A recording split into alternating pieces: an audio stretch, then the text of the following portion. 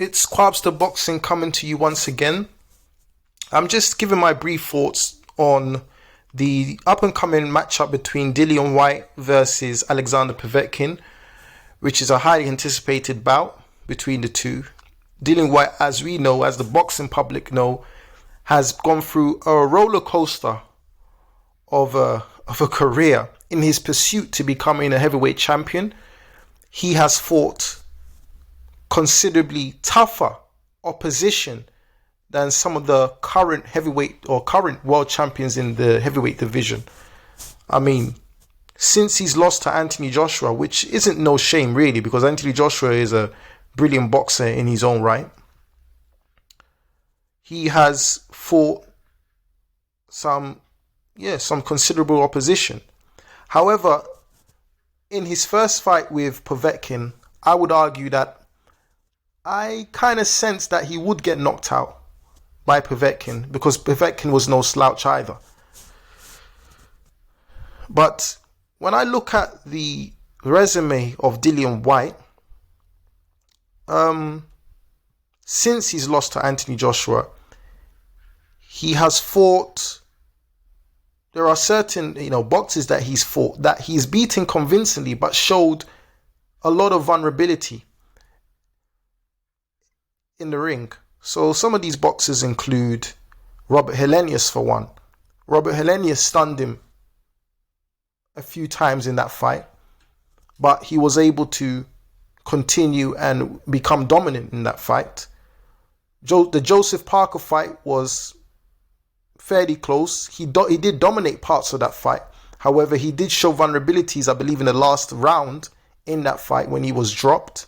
I'm not sure if it was the 11th or 12th round where he was dropped, and he was able to continue fighting.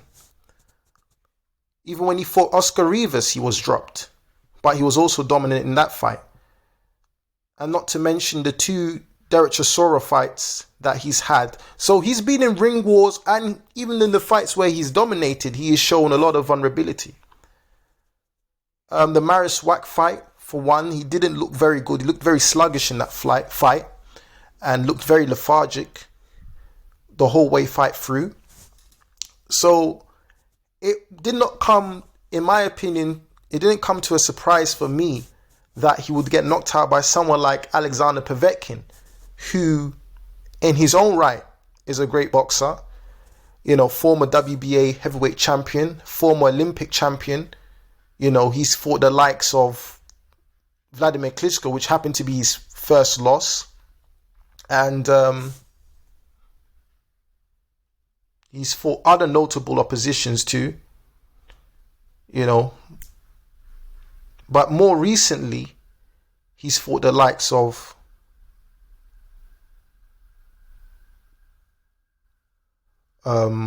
David Price, where David Price did have some success in that fight and was able to drop Povetkin. Povetkin did dominate the fight later on and win, go on to win that fight by knockout. I wouldn't say he dominated, but he did go on to win that fight by knockout. He fought Anthony Joshua. He lost to Joshua, but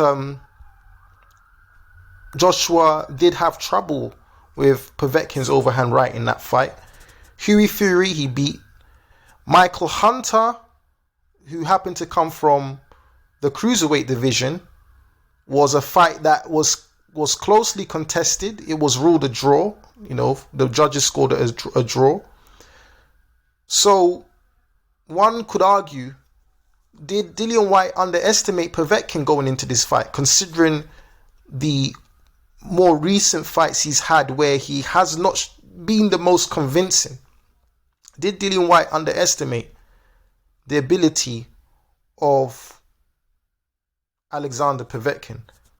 I would say he probably did going into this fight.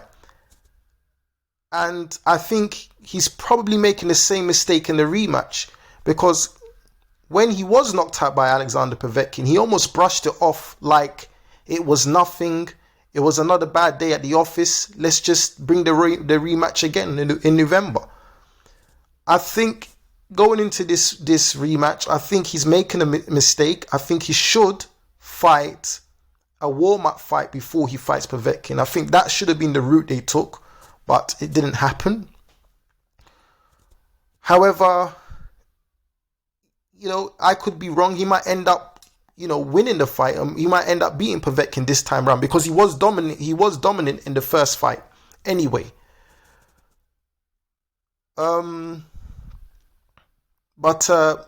there definitely has to be some questions asked in the drawing board or within the training sessions of Dillian Whyte to see what it is that he can do to improve going into this fight. I don't think there's much he can do because he is a relatively flat-footed boxer. I can't see someone like Dillian Whyte moving around the ring for 12 rounds. I think it could be more of the same, and maybe he might just tighten up more defensively this time round. But it'll be an interesting fight, the rematch. However, I am going to be leaning towards Povetkin again this time round because I think Povetkin might improve a lot in this fight going forward. If Dillian Whyte does lose this rematch, it will be... where does he go from here? He's waited for a very long time for a title shot and hasn't been given a chance yet. He's pretty much fought mandatory after mandatory after mandatory. And even if you're not a fan of Dillian Whyte, you would have to agree that this guy has took a very long route into attempting to become world champion.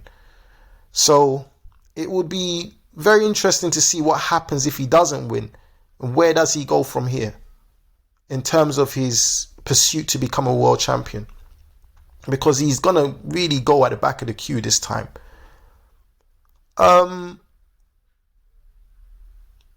Let me know what you think.